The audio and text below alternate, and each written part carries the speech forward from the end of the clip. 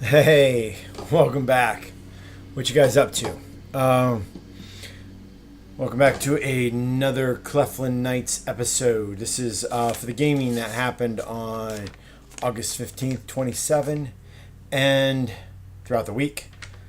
Episode 32. All right. Where we last left our heroes, let's do Earth 210.24 first.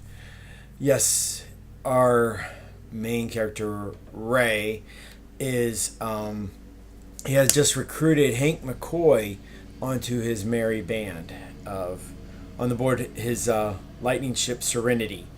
He he's picked her up. Picked up Hank, but he previously before that got Carol Danvers. Neither of them really have code names yet, so he just got Hank just got his powers more mutant based the night before, and 18-year-old getting ready to go off to ESU. But so that's what he did. And this episode picks up where they're headed towards Chicago, and it's weird enough because a lot of people think Hank should be in Chicago when he was young, but in this case he was in New York. But anyways, they're going to Chicago because they're looking for Domino. At first, Ray's thinking, I want to get Captain America on my team. He's probably still frozen in this timeline, and that's how I usually start Earth 10's off is Captain America still frozen. So, so he heads to Chicago to pick up Mina. Well, they said Mina Thurman in online, but that's her married name. So, and I'm sure if it's Uma Thurman's, in reference to her. But maybe she's playing the character. I don't know. But anyways, she's a mutant, so she's going to be 18. And he's heading towards a church because he's probably looked it up online. Wikipedia says she was at her church when she escaped the breeding center that the government, top secret breeding center that the government had. I don't know how they do this. And it must be up by Chicago for her to escape. She wouldn't be like escaping from Canada where a lot of these processes were going and get to keep that, one day. And she had to have her powers to escape, so therefore she's there. And anyways, he gets all the way there, and it takes 5 minutes from New York to Chicago, and there's little conversations between Carol, Hank, and Ray, and over a variety of topics. They show up, cloaked. So we go to Chicago. Yeah, I'm supposed to point this stuff out. From Long Island, Chicago. So, and they and then, cloak ship lands in the parking lot. It's still early morning, even one more time zone back. So it's not like I think it was 8 o'clock in the morning East Coast time. So it's even 7 there. So he land down. He starts to talk with the father there who greets him at the door. Him and Hank and Carol, and here's glass break, and that's where we left that group off. Meanwhile, way up here on an asteroid floating around the planet is Young Ray. Young Ray is with alternate Jody, and they have been taking on the Shrine that man that station. 20 Shrine scientists, now 16 because they've sent 2 down to the surface. And they're out here, and so what they did, they last video they shot up everybody with laser stun guns on board that were on ops, about 14 of them, 16, 14, and then they made it through it. They had the element of surprise because Young Ray calls not the nowhere power shimmer, so because everything shimmers when it goes through and he comes. So anyways, they go to they get to the lab where they find out that there are two scientists, and they're trying to make a disease that will kill off mutants, and mostly to take on old Ray and young Ray, because of the people that know about them, and their primary mission is to shut down the knowledge, fight the power. And they get to the scientists and realize that the scientists who they were watching the video and seeing this happen, oh my gosh, these guys just took out all of our commanders. So I'm pressing the button to inject this toxin into the air. It's a bio, or I don't even know if that's toxic. It would be just, yeah. So, anyways, and some sort of disease that would affect the mutants. Well, fortunately, when they appear, when they get over there, they find out where the scientists last left off, and they were about to press the button. The finger is like right above the button. So Jodie and Ray, young Ray, get this way to push the guy back, pull his arm away from doing it, and then the other girl in there, and then be able to shoot them both. And they figured out that plan, and guess what? That plan works. When they go back to the regular reality, they're bam, bam, blast both out the scientist and knock out. Then they got, now we need a new freaking plan.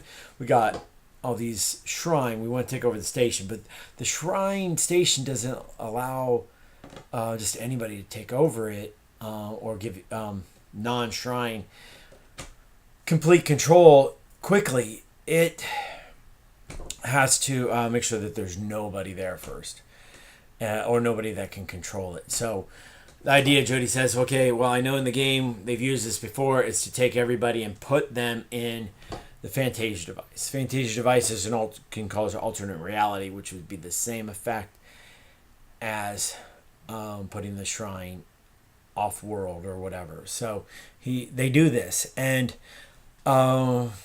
which works out pretty well.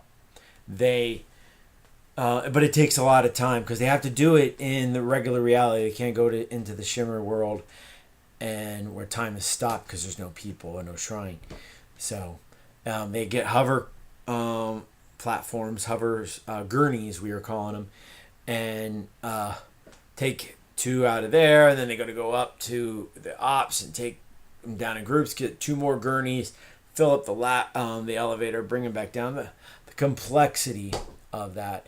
But they eventually get them all into the ready room, the ones that are up here, push their unconscious bodies because they're stunned into the Fantasia dice, then put them in an alternate pocket dimension where time doesn't pass. So their stun will last seemingly forever until somebody turns it off, which is probable maybe if somebody else lands here. And so, excuse me, that's their plan, and goes pretty well so far. So next thing they're going to have freedom to use the Luna, and young Ray was asking Jodie, "What do you want to do?" And I'm like, family and friends first.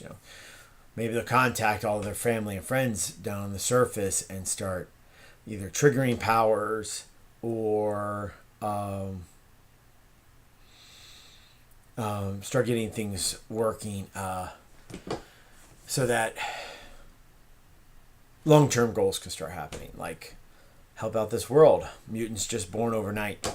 Mutants just born overnight, and all of the Marvel DC characters are just starting off. So it's going to be a chaotic world. Okay, so then we go from there to an alternate world. To Black World. Black World, by the way, back on Earth 10.22, Earth 210.24, that was the date. I like to put dates in these things, but it was still the 11th of July 2017. So, okay, next. Back over, Black World. And they're on day 2. And, wow. So it's about lunchtime for these guys. They all get together in the Tropicana and have lunch. Certainly, Christopher Lord says, I want LaRusso's pizza from Cincinnati. Right there, a little green dot there. He wants that kind of pizza. And so he basically, all four groups have that meal. Except Peter Parker and Gwen Stacy, they choose to have some New York style pizza because they're rebels to the end. No, they're not. But that's what's going on. So, then they eat, a little bit talking back and forth amongst the characters to different characters. They kind of sit together in their immediate families because they are bonding a little bit more now and want to know each other more, which is the reason for coming here to Black World, the asteroid. Oh, yeah, they're on an asteroid similar to the same one that's in Earth 210.24, but this Earth 210 is it's just like that, with knowing device and all these things. So, and a Fantasia device. So they go down to the Fantasia device after lunch, and they start up a variety of different scenarios for fun. Chris and his team stars, they put up Mario Kart, which is kind of pretty cool. They drive around crazy. Going from super speed Tron to slower Mario Kart, but it allows them to bond and experience different levels of stuff. Is that what they were doing? Or were they doing that before lunch? I think they were doing that before lunch. And now they go into this scenario where, yeah, that's right, because Kamala had this idea, hey, how about we, or I think it was Wally first, but then Kamala agreed, find out what it's like to have each other's powers for moments. And they start off with Kamala's powers, and they're going to go through each of the other character teammates so they can see what it's like. It'll be weird when it gets down to Gwen and Peter because they already have each other's powers, and then the rest of the team will be like, oh wow, it's new for us but not new for you two. All right, so that's what they do. Chris Lord and Omega Dawn, golly, I should write it down. They do a scenario based more in, is it the ones where they go to how somebody does the beach? Yeah, volleyball on a beach. Yep, they picked schoolyard pick teams, and they play beach volleyball in a Hawaii scenario, which is helping them still build that team format. Hey, you and me, a little bit of strategy because they weren't trying to say powers were off. Their powers are on. Let's play. Which automatically volleyball gets knocked out of bounds, and because of all the super strength, cannonball serves and poof, hitting it with somewhat of a serve with force field and everything, and boom, knocks it out of bounds. Crap, but they get into that. Alex's team and the Argonauts. Oh my gosh, what did they do? I'm sorry, people, but my mind isn't as good as it used to, and we only got to play for a short period of time, basically like an hour, before or 2 hours, about Frank showing up, and then we went to Clefland. So, they did the raid thing before, and then this afternoon they went to something different. Oh crap! All right. Well, cool. Anyways, moving along. And we didn't really play anything that Max went on to. But even that, him and the Brotherhood are bonding a little bit better now. Forge updates Joel Hastings, or Joel Lord, his swimsuit. With all the updates that he's made already. He's got webs. And And then we go from there. Where we last left our heroes in Clefland, day 2. I'm looking at this big sign. See, this currently has all the 4 teams. I'm rolling here on Black World. And then I go on to all the playable characters that we have in Clefland.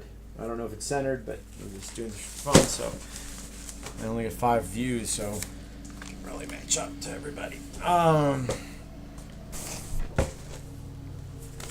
So, all right. So as we go around to the characters, quickly, I'm going to break it down by character, and then we'll pop it through the cities. But day 2, it's around 1900. Some areas are getting darker because of the mountain ranges to the west, which blocks a lot of the shade. Blocks the sun out when it gets lower. So it's around 1900, and it's evening. They can actually feel first day is ending. Marcus is still in Marcus Lord, the Count, still in Camelot, waiting for his wife to get better. He finds out from his daughter Zatanna, find out about Zatanna, his daughter Zara, who was talking to the knowing up in Hastings. He finds out from her that Zatanna is not going to fully recover, and she's going to have some problems, mostly along her powers. The dying and coming back sort of thing, even though they have powers and magic that are able to reenact this resurrection sort of thing before, so we don't want people worshiping her. I'm just joking. They're just not, they can't do it perfect. So, and he finds out that there's going to be problems with her powers and probably a little bit of problem with her mind. Alignment problems is mentioned. And so Marcus kind of, oh my gosh, I need to find out more. So he gets the Baron in the barony, Baron Ray. And we'll get there. Baron. And then they go down to Tizisil, the main watering hole in Camelot, to talk to Sir Bedivere about who's the knowing up there, and try to find out more information. Like, I don't believe this.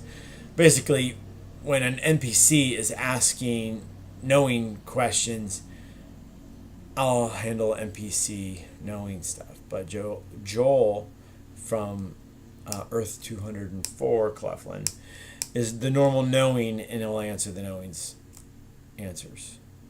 So the little scrolls that come out with the answers to things. So, all right, well, Tempest and many of the other royals from Hastings are at Baxter's Inn. He sees what's going on with Zara, and he finds out from her that things aren't as cool as they would like it to be with Zatanna, or the Countess. And did I say Baron? No. Baxter's. Okay. And James Lord is also there, not to be confused with Jim Lord, who we'll cover later. James Lord is also there with Violet King and her sister Valerie. And they're basically having a good time. Monica and her family, so there's some Supremes hanging out here, but they're getting out of the castle. Enjoying the commoners and the others that are around the legends. Jim Lord is in Clefland at Ray's Rock House, hanging out with CJ Ritz and Mara. No, that's not Jim Lord. Oh, and Lania Reese. And because Lania has recently fallen in love for him. Yay. And we didn't play much of Thor Lord, so but he's still in Asgard doing stuff with Holly. So because her son's out of town. So then we go back we go down to Caesar Fritz down in down in Cleveland. He is riding the wagon train back home, and him and the other Falcons, if you will, his sister Catalina Ahsoka, who is the Lord Commander of the King's Guard. She and them and Cody are bringing this wagon train back home that was headed up north on the Kill Chain, and his people defeated most of them. But the bag spell that was placed on many of these bodyguards for the wagon train, Caesar can just touch and dispel those magics. So, but he also realizes that he still can reach back in time and grab the chain from Livewire, or not Live, but Kill Chain. Jeez. So it's pretty cool. And in the castle, Daniel is back meeting with Dasha to find out what's going on with her, and she finds out that she's brought in a lion, tiger, and bear from the theater of war, not allowing them to be in combat anymore. The theater of war is a place that looks like the Globe Theater that Shakespeare wrote at, but instead of fine art, it has the fine martial arts, if you will. People fighting like an octagon style sort of thing. So Crow wakes up. Prince Crow-Ritz, and he's in the Tower of the Magister. Him and Xander Lord, the scion of the Count, get a door built, or have gotten a door built, where they go to Avalon to take it from the castle to the forge at the other end of the I wish I had a big map of Clefland behind me so I could point to that stuff. Yay. But anyways, 7 Mile Island long, they gotta walk carrying this door. They're trying to do, and how Crow described it, like Monsters Inc. Use this door as a where Xander, when he goes into the magic plane, if you will, the magic plane in Clefland touches the nexus of the magic is the Tower of the Magister, and he can go in that, and you can use any of the the two doors that are in the scrying. There's a crystal ball sort of thing. He can use those two doors in there to go pretty much any other door. So he's going to use that door, the door that they're going to put it one by the forge, so that he can, since he's found out that he's a Sensi Knight with magic powers. Wow. And yeah, scrapper types, Sensi Knights. But he's going to use that to be able to go to the forge and train. So, we go to Baron Ray next. Baron Ray is having a big discussion with Stella in Ray's Rock House, as the 80 music is blaring, and still DJ based more than a band yet, because 8 o'clock is when the band comes on, and it's around 7. But anyways, the Baron said he's basically getting all over Stella's case. Hey, you created this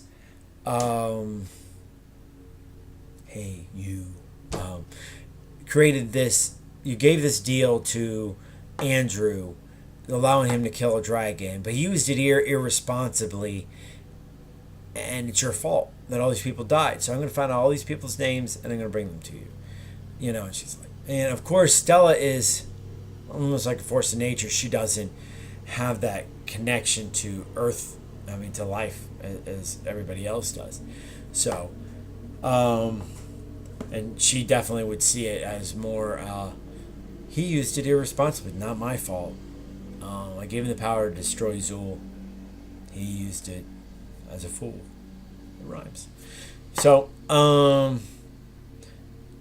in Marrakesh, Andrew's. Oh, after he gets done Baron gets done talking to Stella, he takes off and heads back to Camelot, which is where he joins up with Marcus, going into Tassili. Okay. Then we go to Andrew. Andrew is in Marrakesh with Kyle and Triton. They're trying to help the people after this disaster. They're all over the place. And they spend a lot of time getting to know some of the people and some of the problems that they've had, and just helping people all over the place. It's a lot of things to do. We didn't really cover it. Time goes in past.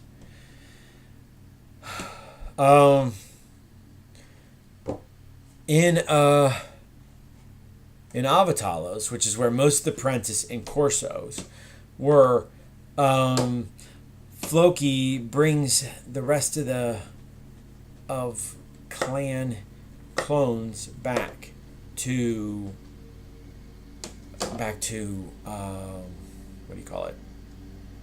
Back to Avatalos and the Pine Castle, because they're going to be there for the night, and which is really cool because a lot of stuff gets to happen. For one, Riley, Ben Riley, hasn't really talked to his ex-wife Laura.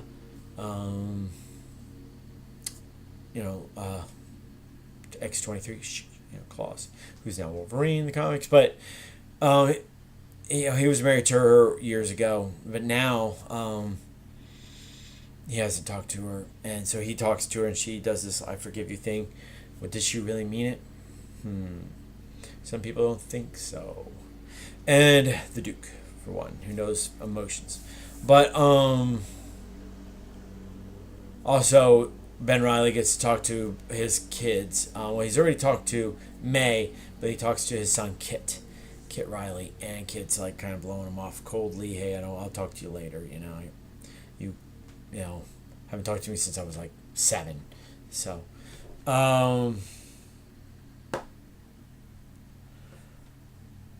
Xander, Prentice, and Matt and Jonathan, they were all there. See, most of the group, we went from character to character with them, as well as the Duke, Ryan, Dom, Lucky, Seth, and Caleb, and Anders. All these characters, they're all around each other, and we just went playing from one thing to the next. Just some other notable mentions is that Frank did notice that emotional slip of X-23 or Laura. Ryan was mostly dancing with May and Elise, but now dancing with just Elise. But he's not really looking to settle down. Dom and Lucky singing up on stage, playing music. Jonathan joins them, the new Sensi Knight, Jonathan. Caleb has mostly been bartending. And Seth has been talking with some of the other girls here. And we didn't get to play Owazu at all. Anders has been really drinking pretty heavily, and he's been putting the moves onto... Not moves. He has no moves. He's says... I was going to say, like, can you show me some moves from Barry Gordy's Last Dragon, but I don't know if people remember that movie. But Anders then says...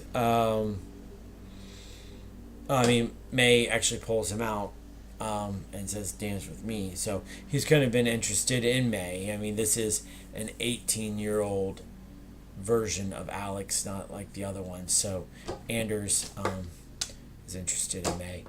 And there's been a lot of the other characters there. The new the new Marquess actually dances with other people. The Kents, Connor Kent is there.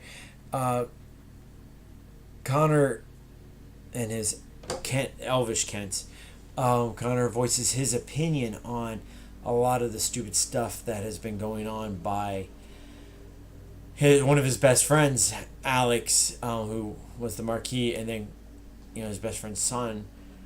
Why did all this crap have to happen? Why do they have to go be violent? Everybody knew, stay away freaking dragons, and I'm gonna fight one anyways and die. He was a little pissed about it, but that was also Ray was playing him in this case, and that comes out in Connor.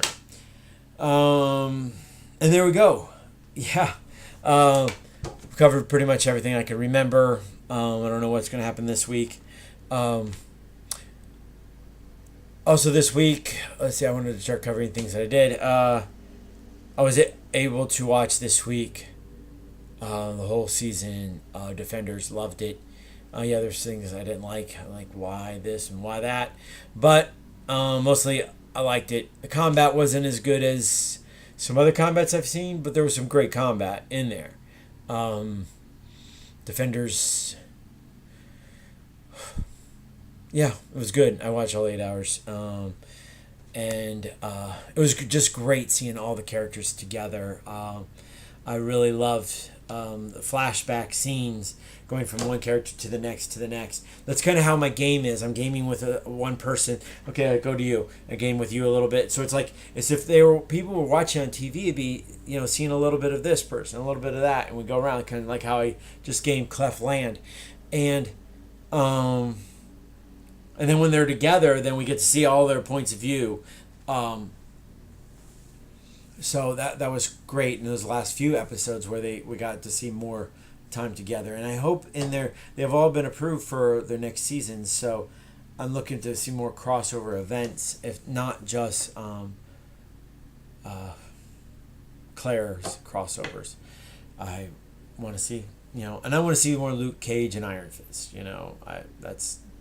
I don't think Luke Cage will ever go by Power Man, considering Daredevil is the only one that really has a code name. And they never did call themselves Defenders. It's like the world called them Defenders. And maybe they'll have this newspaper that gives them the name. Defenders. No, nobody even knows. I'm sorry if this is a spoiler for anybody. Spoiler alert. But, so, some of those things sucked in the epilogues. But, hey, and what happened to Matt? I'm sorry, people. But, Matt's my favorite character, and he was, first off, the most difficult, but it does go along with his character because he was really trying to break on through to the other side. He was really trying to break free from the superhero aspect. And some of the other ones never saw themselves as that. But they kept... Danny was actually better in this series than he was in his own. That's what I think. The writing pumped up. I would like to look at the writing, who did, and see if there were any crossover. Somebody who wrote and from our Defenders as wrote for Iron Fist. But I like the crossovers. Misty Knight, I love seeing her. And her meeting Colleen Wing. I hope to see that crossover. So, Nightwing. And maybe they should get their own series. But with all these other people, they could have stories, their backstories with. Or maybe, Luke Cage's series and his and Iron Fist aren't actually about them, but it's actually more of them just doing everything together. Some separate things. But without the hand, I know Punisher's coming back. So... and he might be getting his own season. Cool. I would hope that they play him more like he was in the comics too. But anyways, it was still fun. The superhero battle wasn't as much because of the powers. And I really wanted to see more Jessica Jones flying all over the place. But, oh well, nobody can get it whatever they want. Spoiler alert! This is my show, so I get to be all as geeky as I want.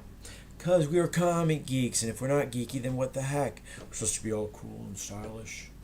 That's what those people that are coming into our domain are like. Now, I'm watching superhero movies, and I'm critiquing it, but I was never a geek in my life.